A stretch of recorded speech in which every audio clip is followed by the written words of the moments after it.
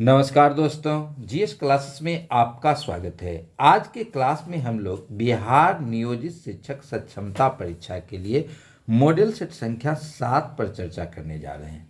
इससे पहले 6 model set दिया जा चुका है, जो हमारे चैनल के प्ले लिस्ट में जाके देख सकते हैं।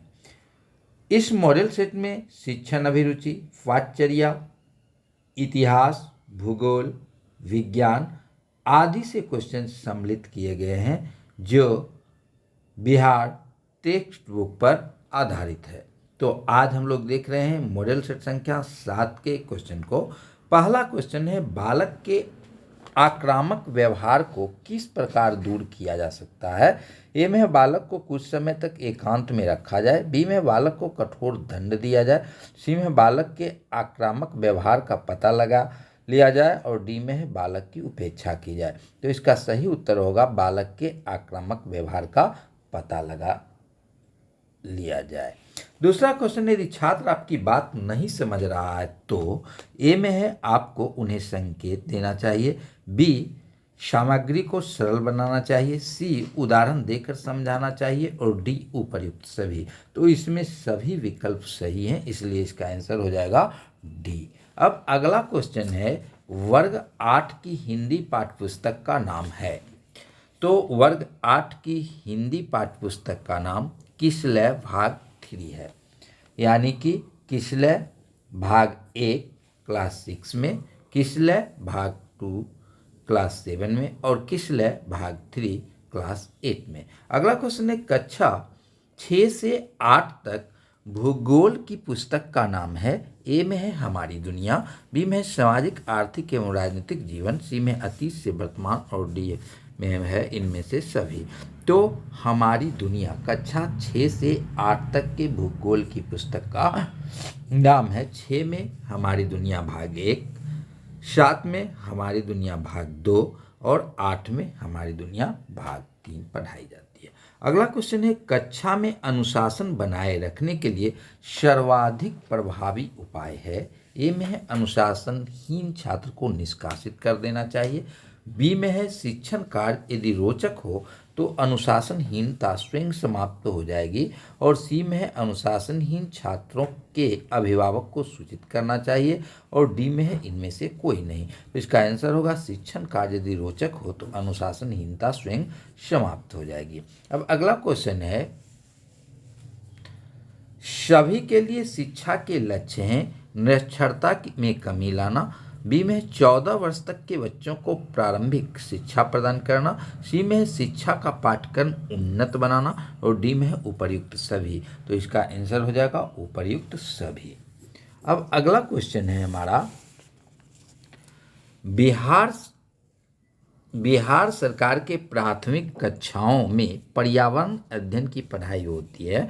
ए में है वर्ग 1 से, बी में वर्ग 3 से, सी में वर्ग 5 से और डी में वर्ग 7 से। तो बिहार सरकार के प्राथमिक कक्षाओं में पर्यावरण अध्ययन की पढ़ाई वर्ग 3 से होती है, जिसका आंसर हो जाएगा बी। अगला क्वेश्चन है, शिक्षक की भूमिका की पहचान होती है। ए में नेता एवं प्रेरक के रूप में, बी में है योजनाकर्ता के रूप में, सी में है प्रबंधक के रूप में और डी में है उपर्युक्त सभी में। तो इसका आंसर हो जाएगा उपर्युक्त सभी में। अब अगला क्वेश्चन है, बच्चों के लिए उपयुक्त विषय का चुनाव किस आधार पर किया जाना चाहिए। ए में है बच्चों की अभिरुचि के आधार पर, बी में है बच्चों की बौद्धिक क्षमता के आधार पर, सी में है बच्चों की रुझान के आधार पर और डी में है उपर्युक्त सभी। तो इसका आंसर हो जाएगा उपर्युक्त सभी। अब अगला क्वेश्चन है, बाल केंद्रित शिक्षण प्रणाली की विशेषता क्या है। तो इसमें शिक्षण में छात्रों की भागीदारी अधिक होती है, बी में इसमें बालकों की प्रधानता दी जाती है, सी में शिक्षण अधिगम प्रक्रिया पर विशेष ध्यान दिया जाता है और डी में है उपर्युक्त सभी। तो इसका आंसर हो जाएगा उपर्युक्त सभी। अब अगला क्वेश्चन है, भाषा के माध्यम से बालक व्यक्त करता है। ए में है विचार, बी में है इच्छाएं, सी में है भावनाओं और डी में है उपर्युक्त सभी। तो इसका आंसर हो जाएगा उपर्युक्त सभी। अब अगला क्वेश्चन है, सतत मूल्यांकन का क्षेत्र है। ए में है सीमित, बी में है व्यापक, सी में कुशल और डी में अति विशिष्ट। तो सतत मूल्यांकन का क्षेत्र जो होता है वह व्यापक होता है। अब अगला क्वेश्चन है, शिक्षा की खेल विधि का अर्थ है। ए में है खेल क्रियाओं द्वारा शिक्षा, बी में है खेल क्रियाओं द्वारा मनोरंजन, सी में है खेल की शिक्षा और डी में क्रियाशीलता पर जोर। तो शिक्षा की खेल विधि का अर्थ है खेल क्रियाओं द्वारा शिक्षा प्रदान किया जाना। तो इसका आंसर हो जाएगा ए। अगला क्वेश्चन है त्रिभाषा सूत्र से अभिप्राय है। ए में है स्कूल स्तर पर 3 भाषाओं का शिक्षण दिया जाए, बी में प्रत्येक अध्यापक 3 भाषाओं में पढ़ाएं, सी में सरकारी कामकाज 3 भाषाओं में किया जाए और डी में परीक्षा 3 भाषाओं में आयोजित की जाए। तो इसका आंसर हो जाएगा स्कूल स्तर पर 3 भाषाओं में शिक्षण दिया जाए। अब अगला क्वेश्चन हमारा है भारतीय संविधान के किस अनुच्छेद में यह उल्लेख है कि माता पिताओं एवं अभिभावकों का यह कर्तव्य है कि 6 से 14 वर्ष तक की आयु के सभी बच्चों को शिक्षा का अवसर प्रदान किया जाए। तो यह अनुच्छेद 51 ए में है। तो इसका आंसर हो जाएगा ए। अगला क्वेश्चन है वर्तमान में नागरिकों के लिए कितने मौलिक कर्तव्यों का उल्लेख किया गया है। तो वर्तमान में 11 मौलिक कर्तव्यों का उल्लेख किया गया है। इसका आंसर बी होगा। अगला क्वेश्चन है भारतीय संविधान के किस संशोधन के द्वारा अनिवार्य एवं निःशुल्क शिक्षा का प्रावधान किया गया है। तो संविधान संशोधन 86वां के द्वारा निःशुल्क शिक्षा का प्रावधान किया गया है। अब अगला क्वेश्चन 18 है सी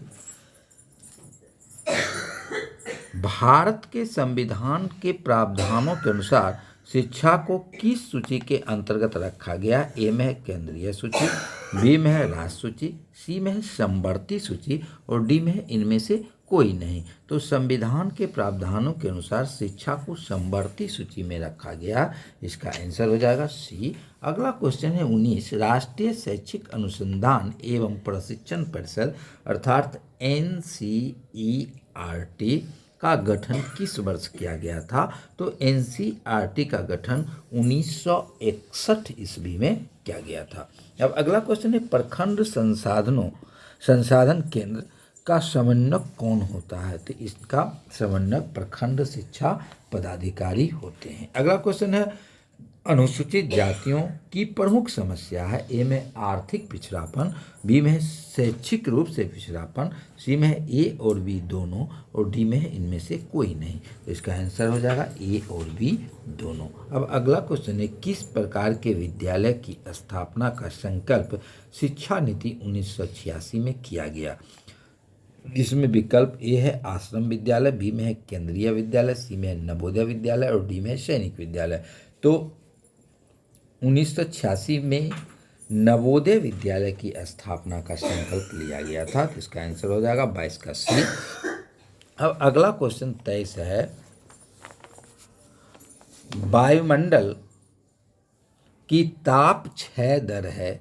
ए में 4 डिग्री सेंटीग्रेड प्रति 100 मीटर, बी में 6 डिग्री सेंटीग्रेड प्रति 1000 मीटर, सी में 1 डिग्री सेंटीग्रेड प्रति 165 मीटर और डी में 1 डिग्री सेंटीग्रेड प्रति 111 मीटर। तो 1 डिग्री सेंटीग्रेड प्रति 165 मीटर की ऊंचाई जाने पर तापमान में कमी आती है, यानी कि 165 मीटर की ऊंचाई जाने पर क्षोभ मंडल में तापमान में 1 डिग्री सेंटीग्रेड की कमी होती है। अर्थात हम लोग जो जो ऊपर की ओर जाते हैं क्षोभ मंडल में तापमान में कमी होती जाती है। जिसका आंसर हो जाएगा सी। अगला क्वेश्चन है निम्नलिखित में से भारत की सबसे बड़ी जनजाति कौन सी है। तो भारत की सबसे बड़ी जनजाति गोंड जनजाति है। तो इसका आंसर हो जाएगा 24 का बी। अगला क्वेश्चन है 25 बांग्लादेश में गंगा नदी को पुकारा जाता है। तो बांग्लादेश में गंगा नदी को पद्मा नाम से पुकारा जाता है। तो इसका आंसर हो जाएगा 25 का बी। अगला क्वेश्चन है चिल्का झील कहाँ स्थित है। तो चिल्का झील ओडिशा में स्थित है। इसका आंसर हो जाएगा सी। अगला क्वेश्चन है भारत के किस राज्य में मानसून का आगमन सबसे पहले होता है। तो भारत में मानसून सबसे पहले केरल में आता है। तो इसका आंसर हो जाएगा डी। अब अगला क्वेश्चन है तमिलनाडु में शरदकालीन वर्षा अधिकांशतः जिन कारणों से होती है वह है, यानी कि तमिलनाडु में जो वर्षा होती है उस किस मानसून के द्वारा होता है, तो यह उत्तरी पूर्वी मानसून के द्वारा होता है, अर्थात यह लौटती मानसून के द्वारा यहाँ पर वर्षा होती है। अगला क्वेश्चन है, मालवा पठार की प्रमुख मिट्टी है। तो मालवा पठार में जो मिट्टी पाई जाती है वह काली मिट्टी पाई जाती है, इसका आंसर हो जाएगा ए। अगला क्वेश्चन है, इंदिरा गांधी नहर का उद्गम स्थल है। ए में है गांधी सागर बांध, बी में है भाखड़ा बांध, सी में है हरिके बैराज और डी में है गोविंद बल्लभ सागर बांध। तो इसका आंसर हो जाएगा 30 का हरिके बैराज यानी कि सी। अगला क्वेश्चन है 31, शिव समुद्रम जल विद्युत परियोजना स्थित है। ए में है तमिलनाडु में, बी में है केरल में, सी में है आंध्र प्रदेश में और डी में है कर्नाटक में। तो शिव समुद्रम जलप्रपात कर्नाटक में अवस्थित है। अगला क्वेश्चन है, हरित क्रांति से सर्वाधिक उत्पादन निम्न में से किस खाद्यान्न का हुआ। तो हरित क्रांति के द्वारा सर्वाधिक उत्पादन जो है सो गेहूं फसल का हुआ, तो इसका आंसर हो जाएगा बी गेहूं। अब अगला क्वेश्चन है, विश्व जल संरक्षण दिवस मनाया जाता है। तो विश्व जल संरक्षण दिवस जो है 22 मार्च को मनाया जाता है। अगला क्वेश्चन है, विश्व तंबाकू निरोध दिवस प्रतिवर्ष मनाया जाता है। तो तंबाकू निरोध दिवस 31 मई को मनाया जाता है। अगला क्वेश्चन है, विश्व मौसम विज्ञान संगठन का मुख्यालय अवस्थित है। तो विश्व मौसम विज्ञान संगठन का मुख्यालय जिनेवा में स्थित है, तो इसका आंसर हो जाएगा ए। अगला क्वेश्चन है, बिहार केसरी किसे कहा जाता है। तो बिहार केसरी के नाम से श्री कृष्ण सिंह को जाना जाता है। अगला क्वेश्चन, बिहार की द्वितीय राजभाषा क्या है। तो बिहार की द्वितीय राजभाषा जो है वह उर्दू है। अब अगला क्वेश्चन है, बिहार में गठित समान स्कूल प्रणाली आयोग के अध्यक्ष थे। तो बिहार में समान स्कूल प्रणाली आयोग का गठन किया गया था, इसके अध्यक्ष मुचकुंद दुबे थे। अगला क्वेश्चन है, सिमुलतला आवासीय विद्यालय किस जिले में स्थित है। तो यह जमुई जिले में अवस्थित है। अगला क्वेश्चन है, बिहार में कस्तूरबा गांधी आवासीय विद्यालय संबंधित है। यह महिला शिक्षा से संबंधित है, जिसका आंसर हो जाएगा ए। अगला क्वेश्चन है, देव का सूर्य मंदिर किस जिले में स्थित है। तो देव का सूर्य मंदिर औरंगाबाद जिले में स्थित है।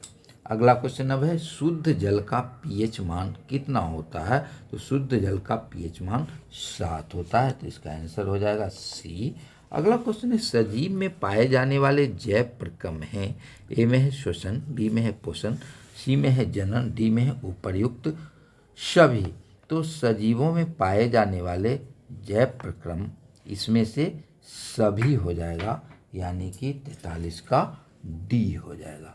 अगला क्वेश्चन है, मनुष्य में पाचन क्रिया प्रारंभ होती है।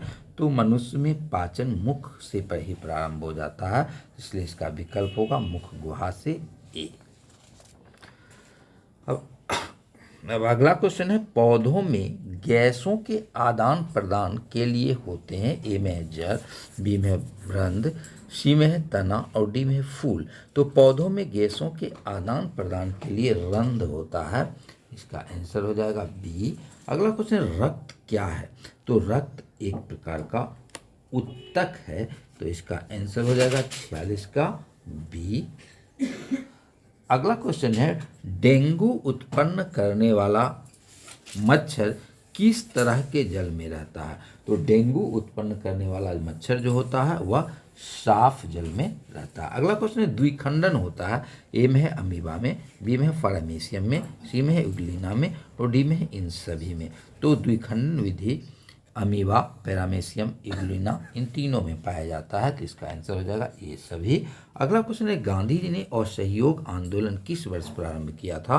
तो गांधी जी ने असहयोग आंदोलन 1920 ईस्वी में प्रारंभ किया था। अगला क्वेश्चन है, देसी भाषा में भारतीयों द्वारा प्रकाशित पहला समाचार पत्र कौन था। तो यह बंगाल गजट था। तो ये आज के मॉडल सेट का महत्वपूर्ण प्रश्न था। इसी तरह मॉडल सेट लगातार डाला जा रहा, तो हमारे चैनल से आप अवश्य जुड़ें। धन्यवाद।